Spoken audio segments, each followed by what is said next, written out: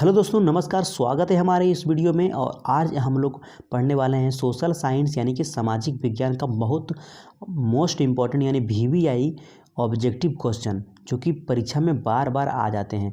तो ये बोर्ड परीक्षा के लिए बहुत इंपॉर्टेंट है। स्पेशल बोर्ड परीक्षा के बारे में हम लोग बात करेंगे।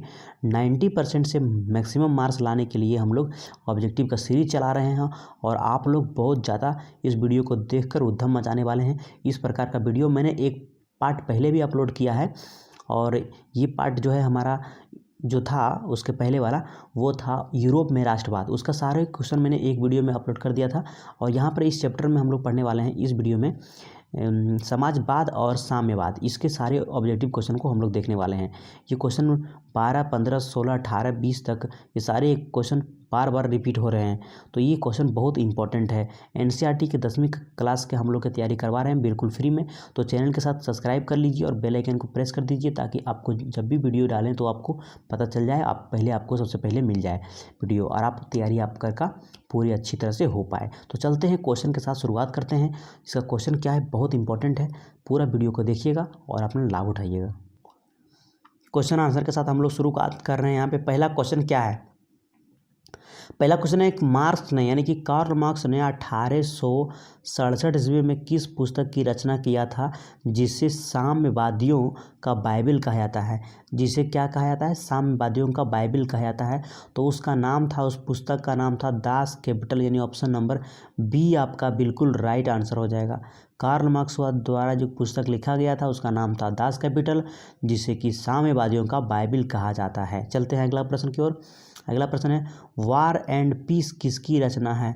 तो वार एवं पीस जो है रचना है वो है टॉलस्टॉय का, यानी ऑप्शन नंबर बी आपका बिल्कुल राइट आंसर हो जाएगा, टॉलस्टॉय। बहुत इंपॉर्टेंट क्वेश्चन है। अगला प्रश्न की ओर बढ़ते हैं। कार्ल मार्क्स का जन्म कहाँ हुआ था। तो कार्ल मार्क्स का जन्म कहाँ पे हुआ था, तो ये हुआ था जर्मनी में। ऑप्शन नंबर आपका बी आपका बिल्कुल राइट आंसर हो जाएगा। कार्ल मार्क्स का जन्म कहाँ हुआ था, तो जर्मनी में। अगला प्रश्न क्या है, अगला प्रश्न बहुत इंपॉर्टेंट है। चलते हैं अगला प्रश्न की ओर। क्वेश्चन बोल रहा है कि साम्यवादी घोषणा पत्र का लेखक कौन थे। तो वो थे आपका Karl Marx. Option number D आपका बिल्कुल राइट आंसर हो जाएगा। कार्ल मार्क्स द्वारा साम्यवादी घोषणा पत्र का लेखक थे। चलिए अगला प्रश्न है, बहुत इंपॉर्टेंट है। बोल्शेविक क्रांति कब हुई थी। तो वो हुआ था आपको नवंबर 1917 में। ऑप्शन नंबर बी आपका बिल्कुल राइट आंसर हो जाएगा। नवंबर 1917 ईस्वी में बोल्शेविक क्रांति हुई थी। अगला प्रश्न बहुत इंपॉर्टेंट है, 6 नंबर क्वेश्चन। ब्रेस्ट लिटोवस्क की संधि किन दो देशों के बीच में हुआ था। तो वो हुआ था आपका रूस और जर्मनी के बीच में। ऑप्शन नंबर डी आपका बिल्कुल राइट आंसर हो जाएगा। ब्रेस्ट लिटोवस्क की संधि जो हुआ था वो रूस और जर्मनी के बीच में हुआ था। अगला प्रश्न की ओर बढ़ते हैं। रूस में जार का अर्थ क्या होता है। तो रूस में जो जार का अर्थ होता है वो होता है रूस का राजा, यानी कि रूस का सम्राट। कौन सा, रूस का सम्राट। ऑप्शन नंबर आपका डी आपका बिल्कुल राइट आंसर हो जाएगा। रूस में जो जार का अर्थ होता है वो होता है रूस का सम्राट। ऑप्शन नंबर डी आपका राइट आंसर। अगला प्रश्न की ओर बढ़ते हैं। 8वां नंबर प्रश्न क्या कह रहा है कि रूस में कृषक दास का अंत कब हो गया था, है ना। तो रूस में जो कृषक दास का जो अंत हुआ था वो 1861 ईस्वी में हुआ था। ऑप्शन नंबर ए आपका बिल्कुल राइट आंसर हो जाएगा, 1861 ईस्वी में। अगला प्रश्न है नंबर, साम्यवादी शासन का पहला प्रयोग कहाँ पे हुआ था। तो वो हुआ था आपका रूस में। साम्यवादी का जो शासन का पहला प्रयोग हुआ था वो हुआ था आपका रूस में। अगला प्रश्न है, लाल सेना का गठन किसने किया था। तो लाल सेना का जो गठन किया था हो गया था ट्रॉटस्की ने। कौन सा, ऑप्शन नंबर सी आपका बिल्कुल राइट आंसर हो जाएगा, ट्रॉटस्की ने। अगला प्रश्न है, दास कैपिटल का रचना किसने किया था। तो वो किया था कार्ल मार्क्स ने 1867 में। कौन सा, 1867 में उन्होंने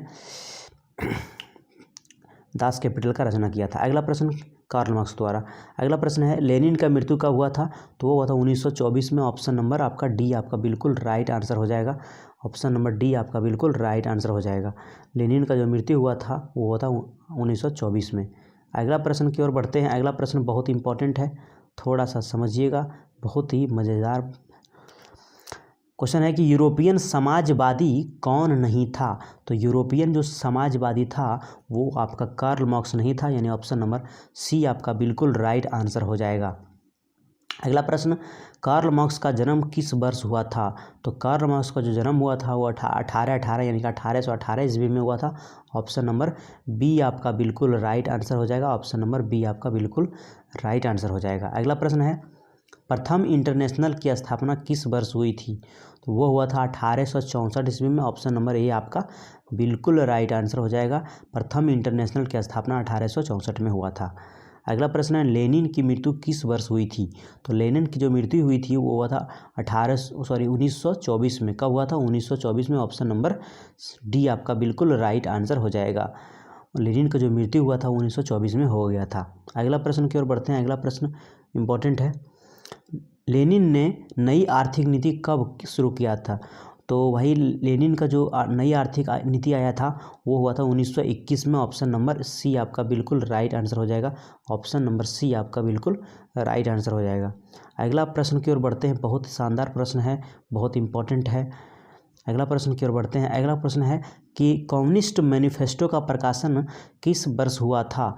तो वो कम्युनिस्ट मैनिफेस्टो का जो प्रकाशन हुआ था वो हुआ था 1848 में, यानी 1848 ईस्वी में। ऑप्शन नंबर बी आपका बिल्कुल राइट आंसर हो जाएगा। 1848 ईस्वी में कम्युनिस्ट मैनिफेस्टो का प्रकाशन हुआ था।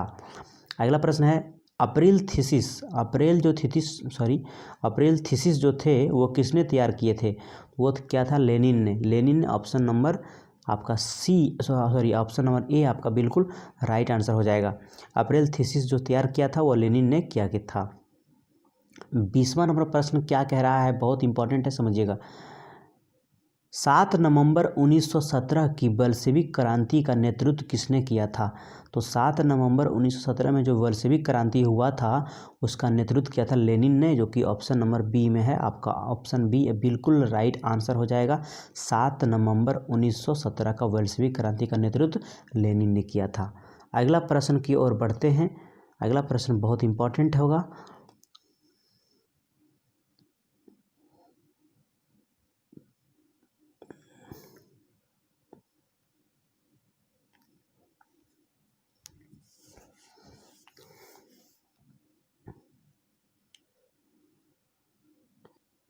अगला प्रश्न आपके सामने आ चुका है। क्वेश्चन क्या है, माँ उपन्यास का लेखक कौन थे? तो आपका माँ जो उपन्यास का जो लेखक थे वो थे गोर्की, यानी ऑप्शन नंबर सी आपका बिल्कुल राइट आंसर हो जाएगा, गोर्की। अगला प्रश्न क्या है?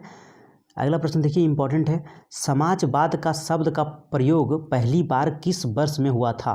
तो वो हुआ था 1827 ईस्वी में। ऑप्शन नंबर बी आपका बिल्कुल राइट आंसर हो जाएगा। अगला प्रश्न है, चार्टिस्ट आंदोलन कहाँ हुआ था?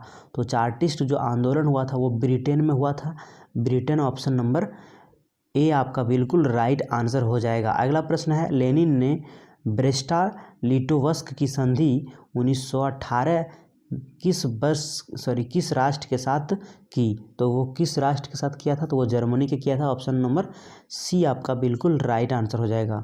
लेनिन ने ब्रेस्टो लिटोवस्क की संधि जो 1918 में हुआ था वो जर्मनी के साथ किया था। अगला प्रश्न है, प्रथम इंटरनेशनल की बैठक हुई थी वो कहाँ पे हुई थी? वो हुआ था लंदन में, जो कि ऑप्शन नंबर डी में है। ऑप्शन नंबर डी आपका बिल्कुल राइट आंसर हो जाएगा। बहुत ही इंपॉर्टेंट क्वेश्चन है। और चलते हैं अगला क्वेश्चन की ओर बढ़ते हैं। अगला प्रश्न क्या है? 26 नवंबर 1917 की रूसी क्रांति के बाद स्थापित सरकार का जो प्रधान था वो कौन था? क्या बोले मैंने क्वेश्चन कि नवंबर जो 1917 हुआ था उसके रूसी क्रांति के बाद स्थापित जो सरकार का जो प्रधान था वो कौन बना था, ये बताना है, बहुत इंपॉर्टेंट है। वो बना था लेनिन, जो ऑप्शन नंबर बी में है। ऑप्शन नंबर बी आपका बिल्कुल राइट आंसर का, लेनिन के बनाया गया था प्रधान को। चलते हैं अगले प्रश्न की ओर बढ़ते हैं। अगला प्रश्न और भी इम्पोर्टेंट होने वाला है। चलते हैं अगले प्रश्न की ओर। हाँ, अगला प्रश्न आपके सामने आ चुका है आपके बीच, बहुत इंपॉर्टेंट है, थोड़ा सा समझिएगा बिल्कुल। क्वेश्चन है, क्या रूस ने 32वां प्रश्न, रूस में नई आर्थिक नीति की शुरुआत किसने की थी? तो वो आपका किया था लेनिन ने, जो कि ऑप्शन नंबर बी में है। ऑप्शन नंबर बी आपका बिल्कुल राइट आंसर हो जाएगा, लेनिन ने।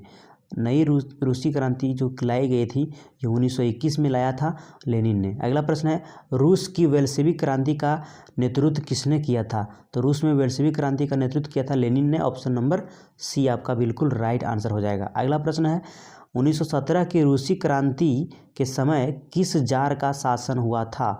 तो वो हुआ था निकोलस द्वितीय का, है ना। बोल रहा है कि 1917 की जो रूसी क्रांति के बाद उसी के समय रूसी क्रांति जो हुआ था 1917 में, उसी के समय किस जार का शासन था, मतलब कौन सा राजा का शासन था? तो ये था आपका निकोलस द्वितीय का, यानी ऑप्शन नंबर डी आपका बिल्कुल राइट आंसर हो जाएगा। अगला प्रश्न समझिएगा, 35वां प्रश्न। 1917 की रूसी क्रांति का तत्कालीन कारण क्या था? तो 1917 के जो रूस में जो क्रांति हुआ था उसका तत्कालीन कारण था प्रथम विश्व युद्ध में रूस की पराजय, यानी ऑप्शन नंबर बी आपका बिल्कुल राइट आंसर हो जाएगा। 1917 का जो समय था वो प्रथम विश्व युद्ध चल रहा था उस समय, मतलब 1914 से 1917 के बीच में प्रथम विश्व युद्ध हुआ था। उसी के समय में जो तत्कालीन कारण था और विश्व युद्ध में रूस का पराजय हो गया था, तो ये था रूसी क्रांति का तत्कालीन कारण। अगला प्रश्न की ओर बढ़ते हैं। अगला प्रश्न, विश्व में साम्यवादी शासन का स्थापना सर्वप्रथम किसके द्वारा, मतलब किस देश में हुई थी? तो वो हुआ था आपका फिर से एक बार क्वेश्चन पढ़ता हूँ। विश्व में साम्यवादी शासन का स्थापना सर्वप्रथम किस देश में हुई? तो वो हुआ था रूस देश में, ऑप्शन नंबर ए आपका बिल्कुल राइट आंसर हो जाएगा, रूस देश में। अगला प्रश्न है, अगला प्रश्न समझिएगा, 37वां प्रश्न। समाजवादियों का बाइबिल किसे कहा जाता है? तो वो कहा था दास कैपिटल का ऑप्शन नंबर सी आपका बिल्कुल राइट आंसर हो जाएगा। दास कैपिटल का रचना किसने किया था?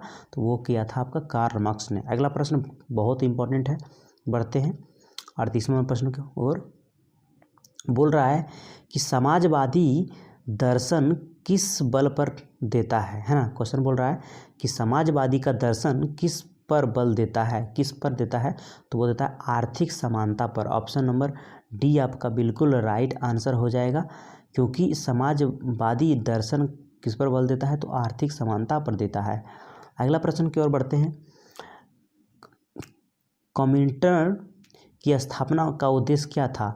मतलब कॉमिंटर्न जो हुआ था इसका जो स्थापना था उसका उद्देश्य क्या था? तो वो था क्रांति का प्रचार करना, यानी ऑप्शन नंबर बी आपका बिल्कुल राइट आंसर हो जाएगा। क्रांति का प्रचार करना ही कॉमिंटर्न का स्थापना का मतलब था, यानी कि उद्देश्य था।